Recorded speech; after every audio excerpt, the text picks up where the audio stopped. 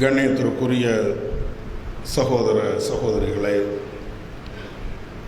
வல்ல அல்லாஹ்வின் பேரருளால் அவன் காட்டிய வழியின் பிரகாரம் அவனை வணங்க வேண்டும் என்ற நல்ல நோக்கிலே இங்கே ஒன்று சேர்ந்திருக்கிறோம். எல்லாம் வல்ல ஏக இறைவன் எனக்கும் உங்களுக்கும் நேரான வழியையும் அருளையும் தந்தல்வானாக என்ற பிரார்த்தனையோடு என்னுடைய இந்த உரையை நான் ஆரம்பம் செய்கிறேன். அன்பு மிகுந்த சகோதரர்களே, கடந்த சில வாரங்களுக்கு முன்பு அமெரிக்காவில் கலிபோர்னியா மாகாணத்திலே லாஸ் ஏஞ்சல்ஸ் என்று சொல்லப்படுகின்ற நகரத்திலே மிக கடுமையான தீ விபத்து ஏற்பட்டு பல பேர் மாண்டு இருக்கிறார்கள். கோடிக்கணக்கான சொத்துக்கள் அதன் மூலமாக அழிக்கப்பட்டு இருக்கிறது. இந்த செய்திகள் அனைத்தையும் செய்தி சேனல்கள் மூலமாக மட்டுமல்லாமல் சமூக வலைதளங்களில் ஒவ்வொரு விதமான வீடியோக்களையும் காட்சிப்படுத்தப்பட்ட பல்வேறு நிலைகளையும் நாமெல்லாம் பார்த்தோம். இது ஒரு பக்கம் நடந்து கொண்டு இருக்கின்ற பொழுதே மிக கடுமையான தீ விபத்து என்பதை அமெரிக்கா உட்பட பல்வேறு நாடுகள் அறிவித்து இருந்தாலும் அந்த தீ கட்டுக்கடங்காமல் போய் கடந்த வாரத்தில் கூட மீண்டும் பயங்கரமான தீ விபத்துகளெல்லாம் ஏற்பட்டு இருக்கிறது. இவைகள் அனைத்தையும் சமூக வலைதளங்களிலே பார்க்கின்ற பொழுது இன்னொரு செய்தியும் இதை சார்ந்து குறிப்பாக இஸ்லாமியர்களால் பரப்பப்பட்ட ஒரு செய்தியையும் நாம் பார்த்தோம். அது என்ன என்றால், பாலஸ்தீனத்திலே காசா மக்களுக்கு அமெரிக்கா செய்த மிகப்பெரிய கொடுமையின் காரணத்தினால் இறைவனுடைய தண்டனை தான் இவ்வளவு பெரிய தீ விபத்து. கடவுள் என்றைக்குமே பொறுமை காத்து மனிதர்களை தண்டிப்பான். எனவே காசாவிற்கு பதிலடியாக அங்கு மக்கள் கடும் துயரத்துக்கு ஆளாக்கப்பட்ட நிலைக்கு உதவி புரிந்த அமெரிக்காவுக்கு இறைவன் கொடுத்த மிகப்பெரிய தண்டனை என்றெல்லாம் சமூக வலைதளங்களிலே இந்த கருத்தை பதிவிட்டு இருக்கிறார்கள். இதோடு நின்றுவிடவில்லை.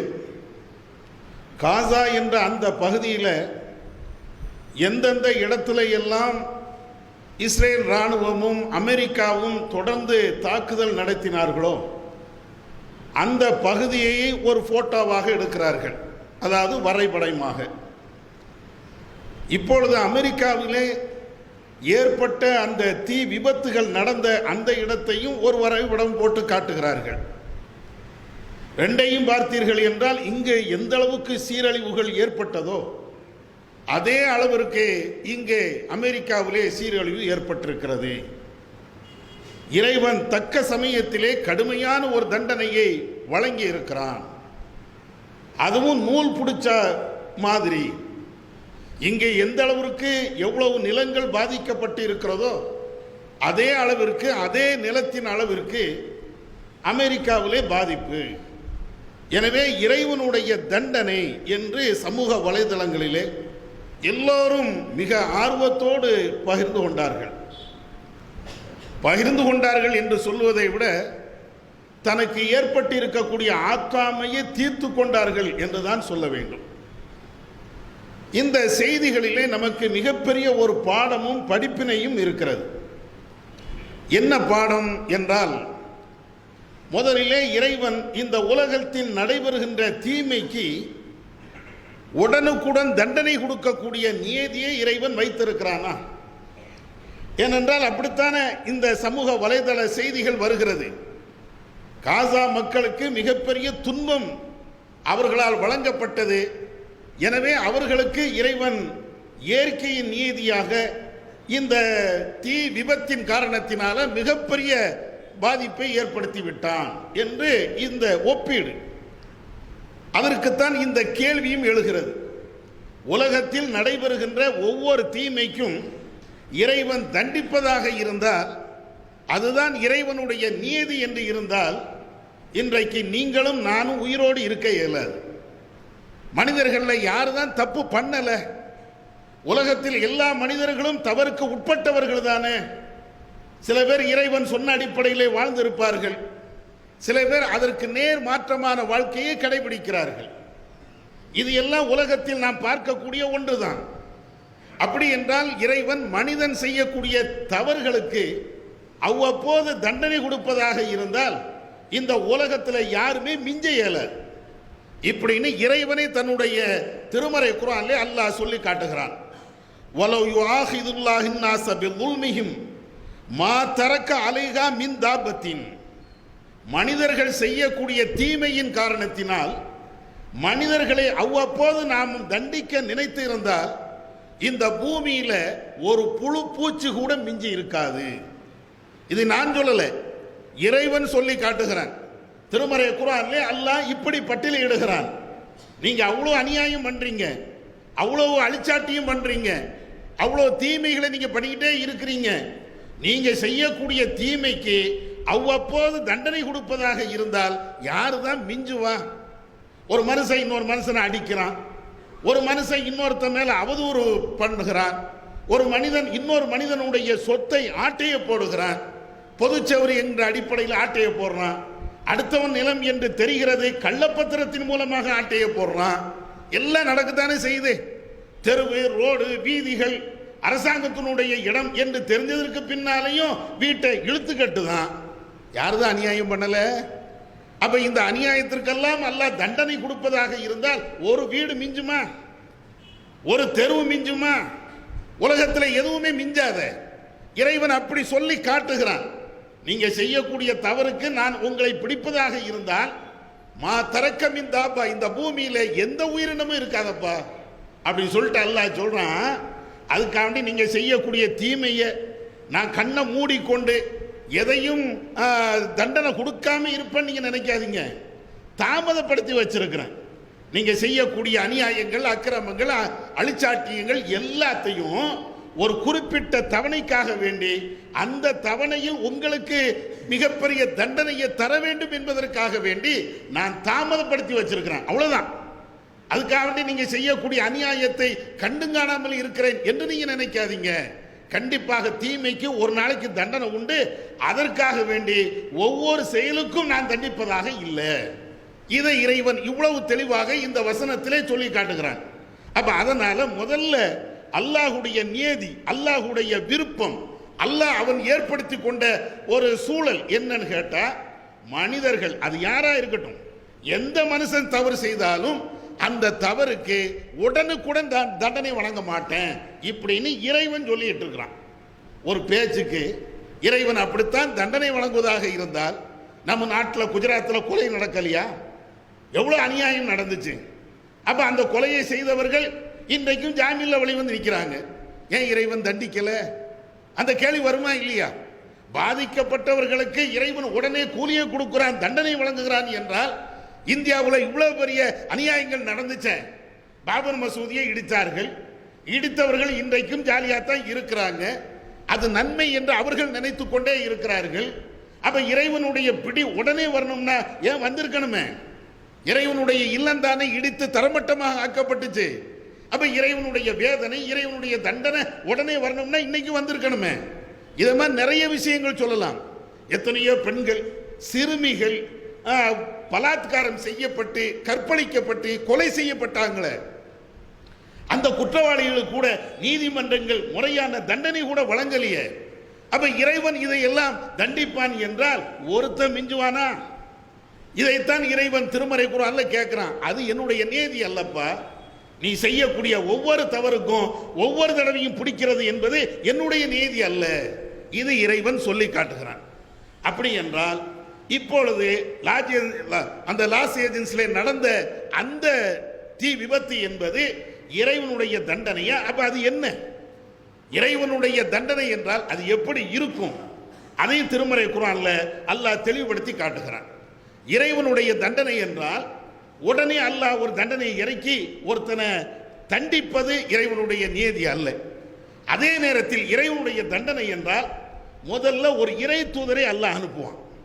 ஒரு சமுதாயம் மிகப்பெரிய தீமை செய்கிறது, அந்த தீமையை விளக்குவதற்காக, அது தவறு என்று புரிய வைப்பதற்காக முதலில் இறைவன் இறை தூதரை அனுப்புவான். இதற்கு முன்னால் எத்தனையோ மக்களை அல்லாஹ் அழித்திருக்கிறான். குல் சீரு ஃபில் அர்லி, நீங்கள் இந்த பூமியில பயணம் மேற்கொண்டு பல்வேறு சமுதாயத்தினுடைய நிலையை நீங்கள் ஆய்வு பண்ண வேண்டாமா? அல்லாஹ் கேட்கிறான். பொய்யர்களுடைய நிலைகள், அவர்கள் எப்படி அழிக்கப்பட்டார்கள் என்பதை எல்லாம் நீங்க பார்க்க வேண்டாமா? இந்த உலகத்தில் எத்தனையோ பேர் அல்லாஹ் அழிச்சிருக்கிறான். முன் சென்ற சமுதாயத்தவர்களை பல்வேறு கோணங்களிலே இறைவன் அழித்திருக்கிறான். குர்ஆன்ல அப்படி சொல்றான். சில பேர் சப்தத்தின் மூலமாக நாம் அழிச்சோம், சில பேர் வெள்ளப்பெருக்கின் மூலமாக அழித்தோம், சில பேர் கல்மாரி பொழிய வச்சு நாம் அழிச்சோம். அழிவு இருக்கிறது, இறைவனுடைய தண்டனை இருக்கிறது. இப்படி எத்தனையோ ஊர்களை அல்லது எத்தனையோ மக்களை, அநியாயக்காரர்களை நாம் அழிச்சுதான் இருக்கிறோம். ஆனால் அதுக்குன்னு ஒரு நியதியை இறைவன் வச்சிருக்கிறான். ஒரு சமுதாயத்தை இறைவன் அழிப்பதாக இருந்தால் அங்கே முதல்ல ஒரு தூதரை இறைவன் அனுப்புவான். தூதரை அனுப்பாம எந்த சமுதாயத்தையும் நாம் அழிப்பதில்லை. மா குன்னா முஅذிபீன ஹத்தா நபஅஸ ரசூலா, அல்லாஹ் குர்ஆன்ல சொல்கிறான். இந்த உலகத்தில் ஒரு சமுதாயத்தை அழிக்க வேண்டும் என்றால் ஒரு தூதரை நாம் அனுப்புவோம். அந்த தூதர் அனுப்பப்பட்டதற்கு பின்னால்தான் அந்த சமுதாயத்தை நாம் அழிப்போம். ஏன்? ஒரு சமுதாயத்தை இறைவன் அழிப்பதாக இருந்தால் திடுதுப்புன்னு அழிச்சிட மாட்டான். அது நல்லது எது, கெட்டது எது, ஏன் அவங்க அழிக்கப்படணும், இது உண்டான காரண காரியங்கள் என்ன, அந்த இறை தூதர் அந்த மக்களுக்கு விளக்கணும். அதுதான் தூதரை அனுப்புகிறான். நீங்க வரலாறு, நீங்க குர்ஆன்ல சொல்லப்படுகின்ற செய்திகளை, அழிக்கப்பட்ட மக்களுடைய வரலாறுகளை நீங்க படிச்சு பாருங்க. அதாவது லூத் நபியுடைய வரலாறு, நூஹ் நபியுடைய வரலாறு எல்லாத்தையும் நீங்க படிச்சு பாருங்க. இறை தூதர் வருவார்கள். இறை தூதர்கள் வந்து எப்ப அல்லாஹ்வுக்கு மாறு செய்யாதீங்க, பாவம் பண்ணாதீங்க, நீங்க செய்யக்கூடிய இந்த தீமைகளை விட்டு வெளியே வந்துருங்க, இல்லை என்றால் இறைவனுடைய தண்டனை உங்களுக்கு வரும். இதை திரும்ப திரும்ப அந்த நபிமார்கள் சொல்லுவாங்க. அப்பொழுதுதான் அந்த மக்கள் என்ன கேட்பாங்கன்னா, நீ பொய் சொல்ற, இறைவனுடைய தண்டனை வரும் என்றால் எங்களிடத்தில் அந்த இறைவனுடைய தண்டனை நீ கொண்டு வா, இப்படி எல்லாம் பேசுவாங்க. அதற்கு பின்னால்தான் அந்த அநியாயங்கள், அக்கிரமங்கள், அதாவது தலை மீறி போகின்ற அந்த நேரத்தில் தான் அந்த இறை தூதர்கள் இறைவனிடத்தை கையேந்துவாங்க. அதற்கு பின்னால அல்லாஹ் வேதனையை இறக்குவான். இதுதான் குர்ஆன்ல இறைவன் சொல்லுகிறது. இறைவன் சொல்லி தருகின்ற வரலாறு ஃபுல்லா நீங்க படிச்சு பார்த்தீங்கன்னா இப்படித்தான் இருக்கும். அப்போ ஒரு இறை தூதரை அனுப்பாம எந்த சமுதாயத்தையும் இறைவன் அழிக்கிறதே இல்லை. இப்ப அமெரிக்காவில் இந்த தீ வந்துச்சு, எத்தனை இறை தூதர்கள் வந்தாங்க, எத்தனை இறை தூதர்கள் அதை எடுத்து சொன்னாங்க. ஏதாவது இறை தூதர் வந்து, ஆமாப்பா நாளை காலைல உங்க வீடெல்லாம் எரிஞ்சிரும், நீங்க எல்லாம் சாம்பலா போயிருவீங்க, நீங்கள் நேற்று வரையும் பார்த்து கொண்டு இருந்த அந்த கட்டடங்கள் எல்லாம் ஒண்ணுமே இல்லாம போயிரும். இதுல வேடிக்கை என்ன தெரியுமா? இந்த சம்பவங்களை, இந்த வீடியோக்களை எல்லாம் போட்டுட்டு அல்லாஹ் ஒரு சமுதாயத்தை அழிச்ச வரலாறு சொல்லுவானா இல்லையா? நேற்று அவர்கள் எப்படி வாழ்ந்தார்கள் என்று கூட தெரியாத அளவிற்கு அடையாளம் இல்லாமல் நாம் அழித்தோம். இந்த வசனத்தை எல்லாம் தூக்கி போட்டாங்க. இந்த வசனத்தை எல்லாத்தையும் தூக்கி போட்டு தான் நேற்று வரை எப்படி இருந்தாங்க அந்த ஊர் மக்கள், கலிபோர்னியா மக்கள் எல்லாம் எப்படி இருந்தாங்க, மாடா மாளிகையில் நல்ல வசதியோடு நல்ல நிலையோடு அவங்க இருந்தாங்களே, இன்னைக்கு அவங்க வசித்த இடங்கள் எல்லாம் சாம்பலாக போய்விட்டத. நேற்று அந்த ஊர் இப்படி இருந்ததா என்று கற்பனை கூட செய்ய முடியாத அளவுக்கு போய்விட்டத. இப்படி எல்லாம் வசனத்தை சொல்லி அப்பதான் நம்ம என்ன கேட்கிறோம்? அல்லாஹ் வந்து இப்படி ஒரு தூதரை அங்க அனுப்புனானா? ரெண்டாவது, அது வேதனை என்றால் இறை தூதரை அனுப்புவான். அது வேதனை என்பதை தெளிவாக டிக்ளேர் பண்ணுவாங்க. இறைவனுடைய வேதனை சும்மாலாம் வராது, நாளைக்கு வரும் அல்லது நாளை கழிச்சு வரும் அல்லது இப்போ வரும் என்பதை அந்த நபிமார்கள் டிக்ளேர் பண்ணுவாங்க. அதற்கு பின்னால் தான் அல்லாஹ் இறைவனுடைய வேதனையை அவன் இறக்கியும் வைப்பான். அப்ப இறை தூதர் இல்லாம எந்த சமுதாயத்தையும் அல்லாஹ் வேதனைப்படுத்துறது இல்லை, அவனுக்கு தண்டனை கொடுக்கிறது இல்லை. உலகத்தில் மறுமையில அது நிலை வேறு. உலகத்தில் இறை தூதர்களை அனுப்பி அல்லாஹ் வந்து அதற்கு பின்னால் தான் தண்டனை கொடுப்பான். இன்னொரு இடத்துல அல்லாஹ் சொல்லி காட்டுகிறான், நபியே, ரசூலுல்லாஹ்வுடைய காலத்தில் ஒரு நிகழ்வு நடக்கிறது. இதே ரசூலுல்லாஹ் பிரச்சாரம் பண்றாங்க, எப்பா இஸ்லாத்துக்கு வாங்க, அல்லது தீமையை விட்டு விலகிக்கிடுங்க, உங்களுக்கு அல்லாஹ்வுடைய தண்டனை வரும். எல்லா நபிமார்களும் செய்த இந்த பிரச்சாரத்தை ரசூலாவும் பண்றாங்க. அபூஜஹல் வஹராக்கள் ரசூலாட்ட கேட்குறாங்க, நீ தண்டனை வரும் அப்படிங்கிறீங்கல்ல, தண்டனை கொண்டு வா. புகாரில் வருகின்ற செய்தி, இறைவன் புறத்தில் இருந்து தண்டனை வரும் என்றால் அந்த நீ கொண்டு வா அப்படின்னு நபி அவர்கள்ட்ட அபூஜஹல் வஹராக்கள் கேட்கும் போதுதான் அல்லாஹ் ஒரு வசனத்தை இறக்குறான். மா கான் அல்லாஹு லியுஅذிபஹும், நபியே வஅன்த ஃபீஹிம், நபியே நீங்கள் அந்த இடத்தில் இருக்கின்ற பொழுது, அந்த சமுதாயத்தோடு சேர்ந்து வாழ்கின்ற அந்த நேரத்தில் அவர்களை நான் ஒரு காலத்திலும் தண்டிக்க மாட்டேன். அதுக்கு அடுத்து அல்லாஹ் சொல்லி காட்டுகிறான், அவர்கள் பாவம் மன்னிப்பு தேடிக்கொண்டு இருந்தாலும் அவர்களை நான் தண்டிக்க மாட்டேன். ஒரு சமுதாயத்தை அழிக்கணும்னு அல்லாஹ் விரும்புதா இருந்தால் இந்த நிபந்தனை வேணும். ஒரு இறை தூதர் இருக்கக்கூடிய அந்த நேரத்தில் இறை தூதரையும் சேர்த்து அல்லாஹ் அழிக்க மாட்டான். ஒரு இடத்துல இப்போ மேலப்பாளையத்து ஃபுல்லா தண்டனை வருது, இங்க ஒரு இறை தூதர் இருக்கிறார் என்று வைத்துக் கொண்டால் இறை தூதரை வைத்துக் கொண்டே ஒட்டுமொத்த சமுதாயத்தை அல்லாஹ் அழிக்க மாட்டான். நல்லவர்கள் எல்லாம் அந்த ஊரை விட்டு காலி பண்ணிடுவான். நபிமார்கள் உட்பட எல்லாரும் இந்த ஊரை விட்டு வெளியே போயிருங்க, இந்த ஊரை நான் அழிக்க போறேன் அப்படின்னு தான் அல்லாஹ் அந்த சமுதாயத்தை அழிப்பான். இங்கேயும் அதே மாதிரி ரசூலுல்லாஹ்வுக்கு அல்லாஹ் சொல்றான், வேதனைத்தான் அவங்க கேட்குறாங்க. நம்ம வேதனை என்ன தரமாட்டோம். ஏன் தெரியுமா? நீங்க அந்த ஊர்ல இருக்கிறீங்க, மக்காவில் நீங்க வாழ்ந்து கொண்டு இருக்கிறீங்க. இன்னும் முஸ்லிம்கள் இறைவனிடத்தில் பாவ மன்னிப்பு தேடிக்கொண்டே இருக்கிறாங்க. இப்படி இருக்கும்போது அந்த சமுதாயத்தை நான் எப்படி அழிப்பேன்? அந்த வசனத்தினுடைய தொடர்ல இன்னும் அல்லாஹ் சொல்றான், அவங்க அழிக்கிறதுக்கு தகுதியானவங்க தான். இந்த அபூஜஹல் வஹராக்கள் எல்லாத்துக்கும் இந்த உலகத்திலேயே அவர்களை அழித்து என்னுடைய தண்டனையை நிலைநாட்டுவதற்கு அவங்க தகுதியானவர்கள் தான், இருந்தாலும் செய்ய மாட்டேன் அப்படிங்கிறான். ஏன்? ரசூலுல்லாஹ் இருக்கிறதுனால. அப்போ ஒரு சமுதாயத்திற்கு வேதனை என்று இறைவன் இறக்குவதாக இருந்தால் ஒரு இறை தூதர் வரணும், அவங்க மக்கள்கிட்ட நல்லது கெட்டதை பேசணும். அதையும் மீறி அவங்க அந்த பாவமான காரியத்தில் ஈடுபடும் போதுதான் அல்லாஹ் தண்டனை இறக்குவான். நபிமார்கள் இருக்கக்கூடிய அந்த இடத்திலையும் அல்லாஹ் தண்டனையை இறக்கிறது இல்லை.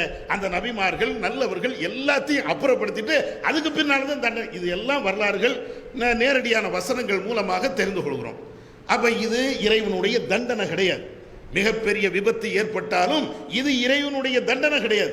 அப்ப இதுக்கு பேர் என்ன? அது ஒரு கேள்வி வரத்தானே செய்து. அல்லாஹ்வுடைய தண்டனை இல்லப்பா, காசா மக்களுக்காக வேண்டி அவர்களை இறைவன் தண்டிக்கல. அப்ப இவ்வளவு பெரிய இழப்புகள் ஏற்பட்டிருக்கிறத அப்ப இறைவன் புறத்துல இருந்து வரலையா? இறைவன் புறத்துல இருந்து தான் வருது. இறைவனுக்கு தெரியாம இந்த உலகத்தில் எதுவும் நடக்காது. அப்ப அதுக்கு பேர் என்ன? சோதனையை அல்லாஹ் கொடுப்பான். திருமறை குர்ஆன்ல நிறைய இடங்கள்ல அல்லாஹ் இதை நமக்கு சொல்லி தருகிறார். என்ன சொல்லி தருகிறார்? அல்லதி ஹலக்கல் மௌத்த வல் ஹயாத்த லியப்லுவக்கும் அய்யுக்கும் அஹ்ஸனு அமலா, உங்களுக்கு வாழ்வையும் தந்திருக்கிறோம், மரணத்தையும் தருகிறோம். எதுக்காக வேண்டி? உங்களை யார் நல்ல அமல்கள் செய்கிறார்கள் என்பதை சோதனை செய்து பார்க்க வேண்டும் என்பதற்காக வேண்டி இந்த வாழ்க்கையை தந்திருக்கிறோங்கிறான். இது யாருக்கெல்லாம் அந்த வாழ்க்கை? நல்லவனாய் இருந்தாலும் சோதனை உண்டு, கெட்டவனாய் இருந்தாலும் சோதனை உண்டு. இந்த உலகத்தில் எவ்வளவு மக்கள் வாழ்ந்தாலும் அவர்கள் மூமினோ தௌஹீத்வாதியோ தௌஹீதை எதிர்த்தவர்களோ அல்லது ஷிர்கிலே மூழ்கி போனவர்களோ யாராக இருந்தாலும் யார் யாருக்கெல்லாம் உலக வாழ்க்கையை நாம் வழங்கினோமோ அத்தனை பேருக்கும் சோதனை உண்டு அப்படிங்கிறான். இன்னொரு இடத்துல அல்லாஹ் சொல்லி காட்டுகின்ற பொழுது மனிதர்களை நல்ல விஷயத்தை வைத்தும் கெட்ட விஷயத்தை வைத்தும் ரெண்டை வச்சு நம்ம சோதிப்போம் அப்படிங்கிறான். ஓபலவுனாகும் பில் ஹஸனாத்தி வஸ்ஸய்யாத், மனிதர்களை நல்லதை வச்சும் சோதிப்போம் கெட்டதை வச்சும் சோதிப்போம், நல்லவர்களையும் சோதிப்போம் கெட்டவர்களையும் சோதிப்போம். இந்த உலகத்தில் சோதனையில இருந்து தப்பி ஆளு ஒரு ஆளும் பார்க்க முடியாது. ரசூலுல்லாஹ் உட்பட நபிமார்கள் உட்பட அத்தனை பேருக்கும் ஏதாவது ஒன்று சின்னதோ பெருசோ இறைவன் அந்த சோதனையை தந்துக்கிட்டே இருப்பான். நல்லவருக்கும் தருவான், கெட்டவனுக்கும் தருவான், மோடிக்கும் தருவான், அமித்ஷாக்கும் தருவான், நம்ம அப்துல் காதருக்கும் தருவான், எனக்கும் தருவான், உங்களுக்கும் தருவான். இல்லை நல்லவர்களுக்கெல்லாம் சோதனை வராது. நம்ம நடைமுறையில் பேசிட்டே இருக்கிறோம்ல, நல்ல மனுஷன் அவருக்கா இந்த நோய், ஏன் அல்லாஹ் கொடுத்து சோதிக்க கூடாதா? அவர் 5 நேரம் கரெக்டா தொழுவாரு, கரெக்டா நோன்பு வச்சிருவாரு, கரெக்டா சக்காத்து கொடுத்துருவாரு, அவர் ஒரு வக்து கூட விடமாட்டாரு, அவருக்கு போய் இவ்வளவு பெரிய நோயா? அவருக்கு தான் நோயை கொடுப்பான்ல. ஏன் நல்லவர்கள் அல்லாஹ் சோதிக்க மாட்டானா? இறை தூதரை விட சிறந்த ஒரு மனிதர் இந்த உலகத்தில் யார்? நபிமார்களை விட சிறந்தவர்கள் இந்த உலகத்தில் யாரு? எல்லா நபிமார்களையும் அல்லாஹ் சோதிக்கலையா? கெட்டதை கொடுத்தும் அல்லாஹ் சோதிக்கத்தானே செய்யறான். வாயூப இது நாதா ரப்பஹு அன்னி மஸ்ஸனியல்லுர் வ அன்த அர்ஹமுர் ராஹிமீன். அய்யூப் நபியை அந்த வரலாறை நீங்கள் படித்து பாருங்கள். குர்ஆன்ல அல்லாஹ் சொல்றான், அய்யூப் நபி அவர்கள் மிகப்பெரிய தீர்க்கதரிசி, மிகப்பெரிய இறை தூதர். அல்லாஹ்விடத்தில் அவங்க பிரார்த்தனை செய்றாங்க, அன்னி மஸ்ஸனியல்லுர், யா அல்லாஹ் எனக்கு மிகப்பெரிய ஒரு தீங்கு ஏற்பட்டு விட்டது, ஒரு பெரிய வியாதி ஏற்பட்டு விட்டது, அந்த வியாதியை நீ தான் குணமாக்கணும். வ அன்த அர்ஹமுர் ராஹிமீன், கிருபையாளருக்கெல்லாம் மகா மேலான கிருபையாளனே என்னுடைய வியாதியை நீ குணமாக்கு. ஏன் அல்லாஹ் அய்யூப் நபிக்கு ஏன் இவ்வளவு பெரிய தண்டனை எடுக்க முடியுமா? அது சோதனை. அது ஒரு நபிதான், இறைவனுடைய வார்த்தைகளை மக்களுக்கு மத்தியில் பேசிய நபிதான், நல்ல விஷயங்களை எல்லாம் எடுத்து சொன்ன நபிதான், இறைவனுடைய கட்டளைக்கு மாறு செய்யாத ஒரு நபிதான். இருந்தாலும் கூட சோதிப்பான் அல்லாஹ், கெட்டதை கொடுத்து அல்லாஹ் சோதிப்பான். ஏன் இப்ராஹிம் நபி அல்லாஹ் சொல்லலையா? இப்ராஹிம் நபிக்கும் அல்லாஹ் அப்படிப்பட்ட மிகப்பெரிய ஒரு சோதனையை சொல்கிறானே. இன்னும் சொல்ல போனால் பல்வேறு விதமான சோதனை, ஒரு சோதனையை கூட கிடையாது இப்ராஹிம் நபிக்கு, எல்லா சோதனையும் நாம கொடுத்தோம் அப்படிங்கிறான். வஇதிப்தலா இப்ராஹிம ரப்புஹு பி கலிமாத்தின் ஃபஅத்தம்மஹுன்ன. இப்ராஹிம் நபி அவர்களுக்கு பல கட்டளைகள் மூலமாக, பல செயல்பாடுகள் மூலமாக அவரை நாம் சோதித்தோம். எல்லா சோதனையிலையும் அவர் ஜெயித்து காட்டினார். அல்லாஹ் சொல்லி காட்டுகிறான். அப்ப இப்ராஹிம் நபி அவ்வளவு, இன்னும் சொல்ல போனால் அல்லாஹுடைய நேசர் என்று பேர் பெற்றவங்க கலீலுல்லாஹ். அவ்வளவு பேர் பெற்ற இறை நேசர் என்று இறைவனால் போற்றப்பட்ட அந்த இப்ராஹிம் நபிக்கு சோதனை உண்டு. வஹீல அல்லாஹ் சொன்னானா இல்லையா? கனவு மூலமாக, கனவுல பிள்ளையை அறுத்து பலியிடணும், மிகப்பெரிய சோதனை இல்லையா? அல்லாஹ் அந்த வரலாறை சொல்லிவிட்டு இது மிகப்பெரிய சோதனை அப்படின்னு அல்லாஹ் சொல்றான். நாம இப்ராஹிம் நபி அவர்களுக்கு குழந்தையும் கொடுத்தோம், குழந்தையை அறுத்து பலியிடு என்ற கட்டளையும் நாம கொடுத்தோம். அவர் குழந்தையை அறுத்து பலியிடுவதற்காக வேண்டி எல்லா விதமான முயற்சியும் செய்கின்ற பொழுது, ஐயா இப்ராஹிம் கது சத்தக்த ருயா இன்னா கதாலிக்க நஜிசில் முஹ்சினீன், இப்ராஹிமே உங்களுக்கு நாம் கனவில் எந்த கட்டளையை பிறப்பித்தோமோ அந்த கட்டளை நீங்கள் சரியாக நிறைவேற்றினீர்கள். அதுக்கு பின்னால் அல்லாஹ் சொல்லி காட்டுகிறான், உங்களுக்கு மிக பிரம்மாண்டமான ஒரு பலிப்பிராணியை தரோம், அதை நீங்க அறுத்து பலியிடுங்க. ஹாதா பலாவுன் முபீன், இது பயங்கரமான ஒரு சோதனை. இப்ராஹிம் நபி ஒரு நல்ல இறை தூதர் தான், இறைவனால் போற்றப்பட்ட இறை தூதர் தான். அவருக்கு சோதனை இல்லையா? நபி அவர்களுக்கு சோதனை இல்லையா? எல்லாத்துக்கும் சோதனை உண்டு. நல்லதை கொடுத்தும் அல்லாஹ் சோதிப்பான், கெட்டதை கொடுத்தும் சோதிப்பான். நல்லதை கொடுத்து சுலைமான் நபி அல்லாஹ் சோதிக்கலையா? நல்ல நிறைய விஷயங்களை கொடுத்தான் சுலைமான் நபிக்கு. ஜின்னை கட்டுப்படுத்துகின்ற அந்த பவரை கொடுத்திருந்தான். எல்லா பறவைகளுடைய அந்த பாஷைகள், பறவைகள் சொன்னால் கேட்கக்கூடிய அந்த ஆற்றல், இது எல்லாம் சுலைமான் நபிக்கு இருந்தது. இவ்வளவு பெரிய ஆற்றல், பெரிய பெரிய அரசாட்சி. உலகத்தில் யாரும் அப்படி ஒரு அரசாட்சி ஆண்டதாக வரலாறுல இதுவரையும் பார்க்க முடியாது. எல்லாம் மனுஷனை ஆண்டிருப்பான், எல்லாருமே மனிதர்களை ஆண்டிருப்பார்கள். இன்னைக்கு இருக்கக்கூடிய ஆட்சியாளராக இருக்கட்டும், முன்காலத்தில் மக்களை ஆண்டவர்களாக இருக்கட்டும், எல்லா மனிதர்களை, ஒரு நாட்டை அதை ஆட்சி பண்ணியிருப்பாங்க. என்ன ஆட்சியினுடைய அந்த பூமி வேண்டுமானால் கொஞ்சம் கூடுதலாக இருக்கும், இவ்வளவுதான். ஆனா சுலைமான் நபி மனுஷனை மட்டும் ஆட்சி பண்ணல, ஜின்ன ஆட்சி பண்ணாங்களே. பெரிய பெரிய எறும்பு பேசிய அந்த நிலையை அவங்க புரிந்து கொண்டார்களே. அப்ப இவ்வளவு பெரிய நன்மைகளை இறைவன் சுலைமான் நபிக்கு வழங்கினான். அப்ப சுலைமான் நபி என்ன சொல்றாங்க தெரியுமா? இறைவன் எனக்கு இவ்வளவு பெரிய அருளை தந்திருக்கிறான், எதுக்கு தெரியுமா? அஷ்குரு அக்ஃபுரு, நான் இறைவனுக்கு நன்றி செலுத்துகிறேனா அல்லது இறைவனுக்கு நன்றி கெட்டவனாக நான் மாறுகிறேனா என்று இறைவன் என்னை சோதிப்பதற்கு தான் இதை தந்திருக்கிறான். ஹாதா மின் ஃபதுலி ரப்பி, இது என்னுடைய இறைவன் எனக்கு தந்த மிகப்பெரிய அருள், அல்லாஹ் தந்த மிகப்பெரிய அருள். இவ்வளவு அருளையும் பெற்ற நான் அல்லாஹ் என்ன சோதிக்கிறான். ஆனா நம்ம பாஷையில என்ன தெரியுமா? பெரிய சொத்து வந்துருச்சு, காசு பணம் வந்துருச்சு, நல்ல வசதி வந்துருச்சு, காரு பங்களா எல்லாம் நல்லா இருக்கிறேன்னு வைங்களேன், சோதனை எடுக்க மாட்டோம். அல்லாஹ் எனக்கு ரொம்ப அருள் செஞ்சுட்டான், அருள் தான். ஆனா சோதனை. நீ வீடு கட்டுதியா? சோதனை. ஒரு மனை வாங்கி போடுறியா? சோதனை. பெரிய பெரிய நகை வாங்குறியா? சோதனை. ஆரோக்கியமாக நீ இருக்கிறியா? சோதனை. ஆரோக்கியமா இருந்து நீ என்ன செய்ய போற? அல்லாஹ் கேட்டுக்கிட்டே இருக்கிறான். இவ்வளவு சொத்து, காசு, பணம், வசதி, வாய்ப்பு எல்லாம் வச்சிருக்கிறிய, என்ன செய்ய போற? எல்லாத்தையும் கொடுத்து, எல்லா வசதியும் கொடுத்து சோதிக்கிறான். நம்ம என்ன நினைக்கிறோம்? ஒருத்தனுக்கு வியாதி வந்தா தான் அல்லாஹ்வுடைய சோதனை. யார் சொன்னது? வியாதி வந்தாலும் சோதனை, கஷ்டம் வந்தாலும் சோதனை. அதே நேரத்தில் நன்மை வந்தாலும் சோதனை, ரெண்டையும் நான் வச்சு சோதிப்பேன். இந்த உலகமே சோதனை கூடும். நபிமார்களையே நான் சோதிக்கும் போது நீ எம்மாத்திரண்டா? அப்ப நல்லவர்கள், கெட்டவர்கள், தௌஹீத்வாதிகள், தௌஹீதை எதிர்த்தவர்கள், நபிமார்கள் யாராக இருந்தாலும் அத்தனை பேருக்கும் இறைவன் புறத்தில் இருந்து சோதனை. அமெரிக்காவில் இப்ப ஏற்பட்டிருக்கிறது என்ன? சோதனை தான். எல்லாத்தையும் தான் சோதிப்பான். இது தண்டனை எப்படி சொல்ல முடியும்? தண்டனை கிடையாது. இறைவன் புறத்தில் இருந்து எல்லா விதமான சோதனைகள் வந்துகிட்டே இருக்கும். நல்லவர்களுக்கு, கெட்டவர்களுக்கு, யாருக்குனாலும் வரும். அப்படி சோதனை வருகின்ற பொழுது மூமினாக இருந்தால் அதை பொறுத்து கொண்டோம் என்றால் அதற்கு நன்மை அல்லாஹ் தான். நபிகள் நாயகம் ஸல்லல்லாஹு அலைஹி வஸல்லம் அவங்க சொல்றாங்களா இல்லையா? ஒரு மூமினுக்கு நல்லது ஏற்பட்டாலும் கெட்டது ஏற்பட்டாலும் அவனுக்கு நன்மை தான்.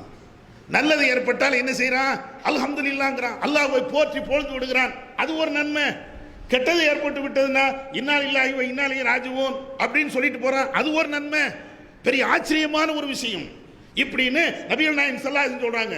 மூமினுக்கு நல்லது ஏற்பட்டாலும் கெட்டது ஏற்பட்டாலும் அது இறைவன் புறத்தில் இருந்து வந்தது, அல்ஹம்துலில்லாஹ் அல்லது இன்னா லில்லாஹ், ரெண்டையும் சொல்லிக்கிட்டு அவன் மிசாம் போய்கிட்டே இருக்கிறான், ரெண்டுமே நன்மை. அதே மாதிரி நபிகள் நாயகம் ஸல்லல்லாஹு அலைஹி வஸல்லம் சொல்றாங்களே, ஒரு மூமினுக்கு முள் குத்துகிறது என்றால், கல் தட்டி கீழே விழுகிறான் என்றால் அவனுக்கு அதன் மூலமாக ஒரு பாவம் மன்னிக்கப்படுகிறது. சோதனை தான். ஒரு சாதாரணமா காலில் ஒரு புண்ணு வந்துருச்சு அல்லது வேற ஏதாவது ஒரு சின்ன பிரச்சனை வந்துருச்சு, மூமின்கள் பதற்றப்பட தேவையில்லை. அதை பார்த்துக்கிட்டு ஐயோ இப்படி வந்துருச்சே கவலைப்பட தேவையில்லை. என் பாவங்கள் மன்னிக்கப்பட்டுக்கிட்டே இருக்கிறது, நன்மைகள் எழுதப்பட்டுக்கிட்டே இருக்கிறது. அல்லாஹ் எனக்கு காய்ச்சல் தந்துட்டானா, ஒரு ஜலதோஷத்தை தந்துட்டானா, அல்லது பெரிய வியாதியை தந்துட்டானா, என் பாவங்கள் மன்னிக்கப்படுகிறது, என்னுடைய நன்மைகள் எழுதப்பட்டு கொண்டே இருக்கிறது. நன்மை கூடுது, தீமைகள் அழியப்படுது. இதுக்கு தான் சோதனை தாரானா, இதுக்கு தான் இந்த துன்பத்தை தாரான். ஆனா கெட்டவர்களுக்கு, அவர்களுக்கு இது போன்ற நன்மைகள் இருக்காது. பாவங்களை எல்லாம் இறைவன் அழிக்க மாட்டான். அவங்களுக்கு சோதனை என்பது உலகத்தில் அது ஒரு சங்கடத்தை இறைவன் வழங்குகிறான், ஒரு சங்கடத்தை இறைவன் கொடுக்கிறான், மாற்றுகிறது இல்லை. ஆனா மூமினுக்கு வழங்கும் போது அது நன்மையாக மாற்றப்படுகிறது. காபிர்களுக்கு வழங்கப்படுகின்ற பொழுது அது நன்மை இல்லை. அவன் எவ்வளவு கஷ்டப்பட்டாலும் எவ்வளவு சோதனையை சந்திச்சாலும் அதற்கு ஒரு பைசா நன்மை இருக்காது. மூமின்களுக்கு நன்மை. இதுதான் இஸ்லாம் நமக்கு அழகாக சொல்லித் தருகிறது. அதனால இது போன்ற விபத்துக்கள் அல்ல இது போன்ற இயற்கை சீற்றங்கள் மூலமாக என்ன நடந்தாலும் இறைவனுடைய தண்டனை பேசவே கூடாது. ஒரு மூமினுக்கு அது அருகதையும் கிடையாது. ஒரு வீடு இருந்து விழுந்துட்டு வைங்களேன், நம்ம சாதாரணமாக பேசுவோம். ஒருத்தர் கீழே விழுந்துட்டான்னு வைங்களேன், அவன் வாய் சும்மா இல்லை, அதான் அல்லாஹ் கொடுத்துட்டான். கீழே விழுந்ததுக்கே அப்படி சொல்லுவோம். வீடு கட்டிக்கிட்டே இருக்கிறான், பொத்துன்னு இடிஞ்சு விழுந்துருச்சுன்னு வைங்களேன், தெரியும் இவன் நேத்தே தௌஹீத ஒரு மாதிரியா பேசினான்ல, அவுரியாவை திட்டினான்ல, அல்லாஹ் கொடுத்தான். இதெல்லாம் எங்க போய் நிற்கும்? இது அல்லாஹ் கொடுத்தான், அல்லாஹ் கொடுத்தானா உனக்கு அல்லாஹ் வஹீல சொன்னானா? எல்லாத்துக்கும் இந்த சோதனை உண்டா இல்லையா? என் மூமின்களுக்கு மட்டும்தான், அவங்களுக்கு மட்டும்தான் இது மாதிரி கஷ்டம் வருதா? வீடு இடிஞ்சு விழுதா? எல்லாத்துக்கும் தான் இடிஞ்சு விழுது, எல்லாத்துக்கும் தான் காய்ச்சல் வருது, எல்லாத்துக்கும் தான் கொரோனா வந்துச்சு, எல்லாத்துக்கும் தான் நோய் வருது, எல்லாத்துக்கும் தான் செல்வம் வருது. அல்லாஹ் நல்லவர்களுக்கு மாத்திரம் செல்வம் கொடுப்பேன் அப்படின்னு எங்கேயா இருக்குதா? நல்லவர்களை அல்லாஹ் சோதிக்கவே மாட்டேன் என்று எங்கேயாவது அல்லாஹ் உத்தரவாதம் தரானா?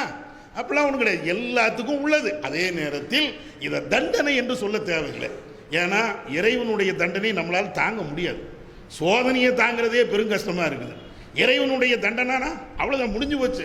அழிவு தான், அழிவு தான் இறைவனுடைய தண்டனை. அப்ப அதனால இறைவனுடைய தண்டனை என்பது வேறு, இறைவனுடைய சோதனை என்பது வேறு. சமூக வலைதளங்களில் இது மாதிரி வந்துச்சு அப்படின்னா அது தண்டனை இப்படின்னா உடனே ஃபார்வர்ட் பண்ணாதீங்க. முதல்ல இந்த ஃபேஸ்புக்கே நிறைய பேச வேண்டி இருக்குது. நம்ம ஆட்கள் தான் எதை எடுத்தாலும் அங்க ஒருத்தன் உளுந்திருப்பான், செத்தே போயிட்டான்னு ஃபேஸ்புக்ல பரப்புறது. ஏன் கீழே உளுந்தான்னு கூட சொல்ல, சரி அது பரப்பலன்னா என்ன, உயிர் வேறுமா? ஆனா நம்ம ஆட்களுக்கு உடனே அதை ஃபார்வர்ட் பண்ணியே தீரணும். அப்படின்னா தான் இவனுக்கு நிம்மதி. இதுதான் இஸ்லாத்தில் ஃபித்னாங்கிறது. கொலையை விட மிகப்பெரிய குழப்பம்னு இஸ்லாம் சொல்லக்கூடிய காரணம் இதுதான். ஏன் ஒரு செய்தி வந்ததுன்னா அடுத்த ஆள்கிட்ட சொன்னாதான் உனக்கு சொர்க்கம் கிடைக்க போதா? சொல்லலை. ஆனா ஆயத்து ஹதீஸா இருந்துன்னு வைங்களேன், அது அங்க கிடக்கட்டும். ஒரு ஹதீஸ் இருக்குப்பா, அதை படிச்சுக்கணும். ஓ பயான் இருக்குதான் வாங்க, வந்துருவோம். எல்லாம் நம்ம ஆளு தான். மற்ற ஆளுக்கு சொல்லணும், அது தனி விஷயம். நம்ம தௌஹீத்வாதி உட்பட எத்தனை பேர் ஃபேஸ்புக்கை நோண்டுதிய. ஆனா ஒரு தெரு பயான், ஒரு மீட்டிங்கு, எத்தனை பேர் வந்து உட்கார்ந்துருக்குறோம்? எத்தனை பேர் வாரம்? கொஞ்சம் யோசிச்சு பாருங்க. எல்லாம் ஃபேஸ்புக்கு. அதுல இருக்கக்கூடிய நல்லது கெட்டது அது சரியா தப்பா எதையும் பார்க்கறது இல்லை. அதுக்காக வேண்டி இவ்வளவு மெனக்கிடமே. ஒரு ஆயத்து பேசப்படுகின்ற ஒரு இடம், ஒரு ஹதீஸ் சொல்லப்படுகின்ற ஒரு இடம், ஒரு தாவாக்களம், அதுல நம்முடைய பங்களிப்பு இருக்கட்டும் அப்படின்னு 5 நிமிஷம் உட்கார முடியுதா? சில பேர் அப்படியே தலையை காட்டிட்டு போயிடுவோம், அவ்வளவுதான்.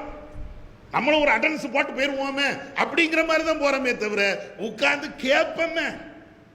சைத்தான் எப்படி விளையாடுறான்னு பாருங்க. அப்ப அதனால பொதுவாக இந்த Facebook சம்பந்தமாக நிறைய விஷயங்கள் இருந்தாலும் இந்த வேதனை தண்டனை என்று வருகின்ற பொழுது நம்ம இஷ்டத்திற்கு இதை மாதிரி எல்லாம் பரப்புறது குர்ஆன் ஹதீஸுக்கு எதிரான ஒரு செயல் என்பதை புரிந்து கொள்ளணும். தண்டனை என்பது வேறு, சோதனை என்பது வேறு என்பதை விளங்கிக் கொள்ளணும். வல்ல அல்லாஹ் அவனுடைய மார்க்கத்தை அவன் காட்டிய வழியில் புரிந்து கொண்டு செயல்பட அவன் அருள் செய்வானாக. வாஹிர் தவானா அல்ஹம்துலில்லாஹி ரப்பில் ஆலமீன்.